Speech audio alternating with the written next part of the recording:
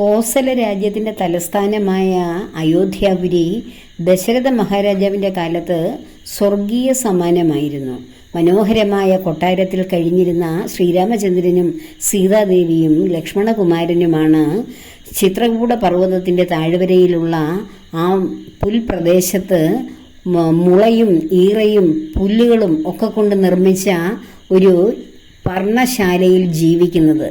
ഇത് മനുഷ്യൻ ഏത് സാഹചര്യത്തിലും ജീവിക്കും, അതുമായി ഇണങ്ങിച്ചേരും എന്നുള്ള ആ ഒരു പ്രകൃതിയുടെ ആ പ്രതിഭാസമാണ് കാണിക്കുന്നത്. പുരാതന കാലം മുതൽ, ഭൂമി ഉണ്ടായ കാലം മുതൽ ഭൂമി അവസാനിക്കുന്ന കാലം വരെയും മനുഷ്യരാശി അവനവൻ്റെ സാഹചര്യങ്ങൾക്കനുസരിച്ച് മാറുന്നതിന് ദൃഷ്ടാന്തമാണല്ലോ ഈ കലിയുഗത്തിൽ കേരളത്തെ പ്രളയം ബാധിച്ചപ്പോൾ കൊട്ടാരത്തിൽ ജീവിച്ചവരും കുടിലിൽ ജീവിച്ചവരും ഒരേ സ്ഥലത്ത് ജീവിതം പങ്കുവയ്ക്കുന്ന മനോഹരമായ സമാനതകളില്ലാത്ത ജീവിതം നമ്മൾ കണ്ടത്.